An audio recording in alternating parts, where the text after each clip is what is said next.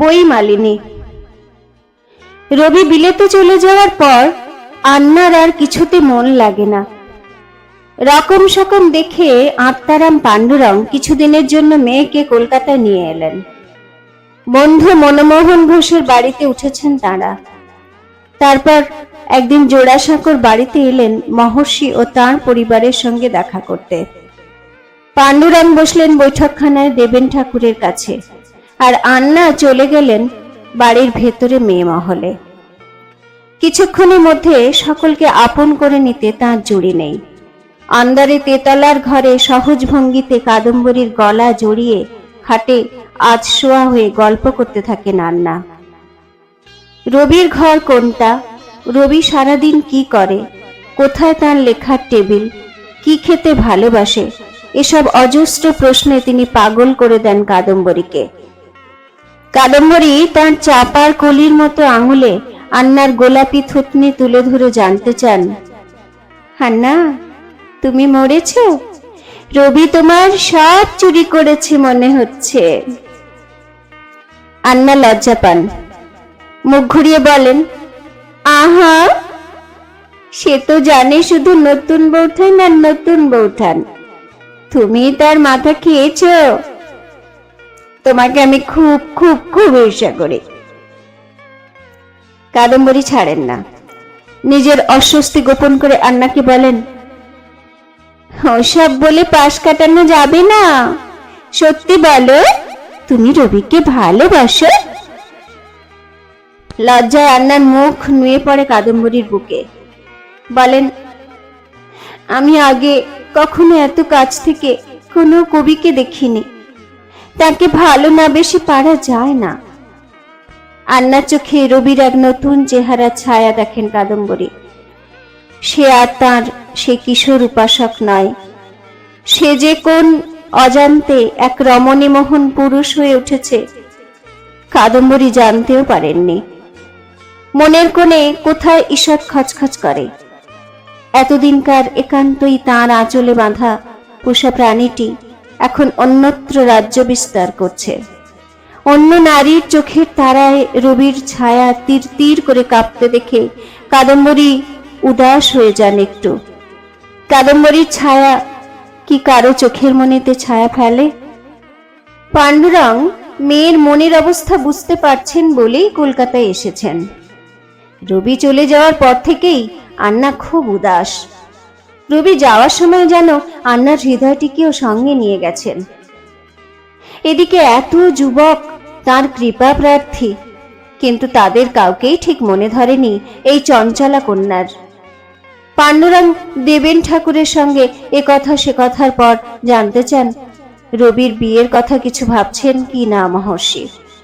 দেবেন্দ্র পাণ্ডুরংকে যত্নার্তি করলেও রবির বিয়ের কথায় সায় দিতে পারেন না। রবি এখন বিলেতে পড়তে গেছে, আগে সেসব সম্পূর্ণ হোক, কাজ শুরু করুক, তারপর ভাবা যাবে।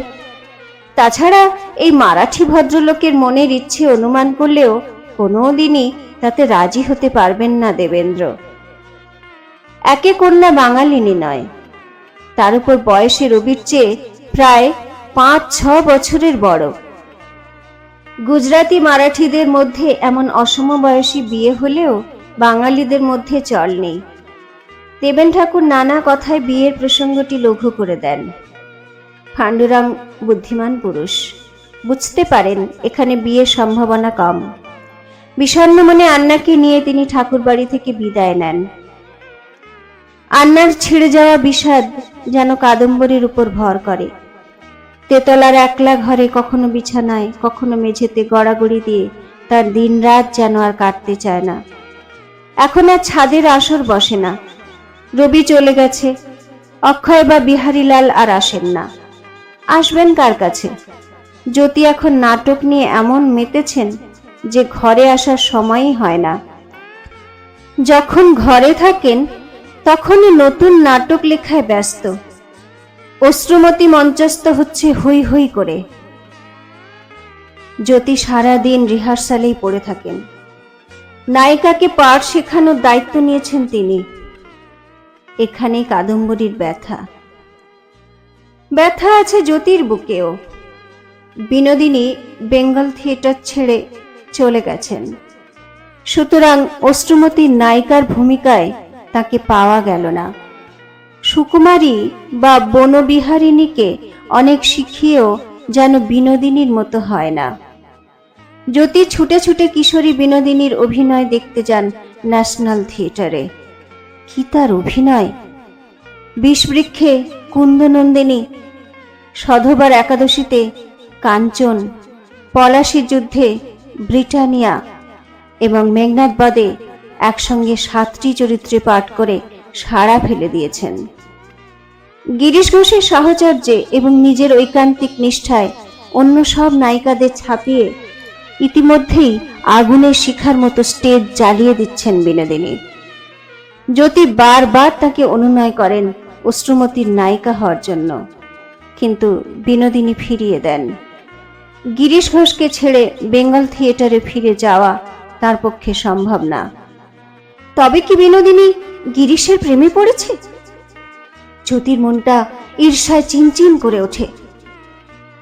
রূপা আর কাদম্বরী বসে বসে কখনো রবির চিঠি পড়েন, কখনো থিয়েটারের রিভিউ। সেদিন বিনোদিনীর রূপগুণের ব্যাখ্যান পড়তে পড়তে হঠাৎ কাদম্বরী দেখলেন রূপা কিছুই শুনছে না, হাঁ করে তাকিয়ে আছে তার মুখের দিকে। কাদম্বরী পত্রিকা নামিয়ে রেখে বালিশে গা এলিয়ে বলেন, হ্যাঁ রূপা, কি দেখছিস রে অমন হাঁ করে? রূপা বলে, তোমাকে দেখছি দেখছি আর অবাক হয়ে ভাবছি, এমন অপূর্ব রূপ তোমার, এমন শরীরের গড়ন যেন হঠাৎ আসা আলোর মতো চোখ ধাঁধিয়ে দেয়। তবু কেন জ্যোতি দাদার ঘরে মন টেকে না? তুই যেন জানিস না, তিনি এখন বিনোদিনী, সুকুমারী, বনবিহারিণীদের রূপে মজেছেন। কাদম্বরী ঝামটা মেরে বলেন, আমার দিকে চাইবার তার সময় কোথায়? তবে আমাকে নিয়ে তুই বেশি বেশি আদিক্ষেতা করিস। সত্যি যদি এমন রূপসী হতাম, তাহলে কি একা ঘরে পচে মরি? ও মা, আমি কেন খামোখা মিথ্যে বলবো নতুন বৌঠান? রূপাও ঝাঙ্কার দেয়, তোমার বর যদি এখন আগুন দেখে পতঙ্গের মতো ঝাঁপ দেন, তাতে তোমার কমল হীরের মতো রূপ তো আর মিথ্যে হয়ে যায় না। তাহলে আমাকে ফেলে তিনি সেখানে ছুটে যান কেন? কেন সেই বারাঙ্গনা নটিরা কি রূপে, রুচিতে, শিক্ষায় আমাকে ছাপিয়ে গেছে? সে কি বিহারীলালের কবিতা পড়ে? শোনো বৌঠান, রূপা জোর গলায় বলে, স্টেজের নটিরা সেজে গুজে সবার সামনে তাদের রূপ মেলে ধরছে, কিন্তু তারা কেউ তোমার চেয়ে রূপসী এ আমি বিশ্বাস করি না। কাদম্বরী আয়নার সামনে গিয়ে দাঁড়ান, গায়ের কাপড় ফেলে দিয়ে নিজেকে খুঁটিয়ে খুঁটিয়ে দেখেন। তারও মনে হয় রূপা সত্যি বলছে। নিজের লাবণ্য উচ্ছ্বাসে তার নিজেরই ঘোর লাগে যেন। কিন্তু বিনোদিনী, সে কেমন দেখতে? জানতেই হবে কাদম্বরীকে। অধীর হয়ে ওঠেন তিনি, বলেন, অনেকদিন তোর নতুন দাদাকে বলেছি থিয়েটারে নিয়ে যেতে, কিছুতেই সাহস পাননি বাবা মশাইয়ের ভয়ে। চল, তুই আর আমি লুকিয়ে বিনোদিনীকে দেখে আসি একদিন। যাবি? সত্যি যাবি বৌঠান? রূপা উত্তেজিত হয়ে ওঠে নিষিদ্ধের স্বাদ নেওয়ার এমন লোভনীয় প্রস্তাবে।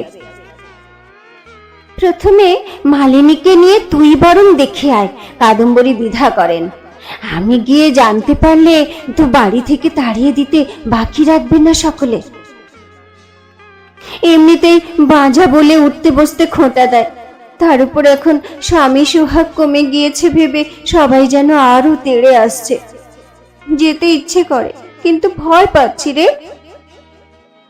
কাদম্বরীকে জড়িয়ে ধরে রূপা বলে, না বৌঠান, তা হবে না, চলো না, এমন ব্যবস্থা করব লুকিয়ে যাওয়ার, কেউ জানতে পারলে তো। কি ব্যবস্থা করবি শুনি? কাদম্বরী আশার আলোর খোঁজে মরিয়া যেন। তুই কি করে করবি? খবরদার হ্যারি সাহেবকে এর মধ্যে টেনে আনিস না যেন। না না বৌঠান, ওই যে তুমি বললে মালিনীর কথা, আমি ওকেই ডেকে আনছি। ওই সব ব্যবস্থা করে দেবে। আমরা তিনজনেই গোপনে দেখে আসি, চলো। ধর, যত সব অসম্ভবের আশা। কাদম্বরী প্রসঙ্গ পাল্টাতে চান, কিন্তু অল্প কিছুক্ষণের মধ্যে মালিনী এসে হাজির। সব শুনে এসে এক অদ্ভুত কথা বলে বসলো।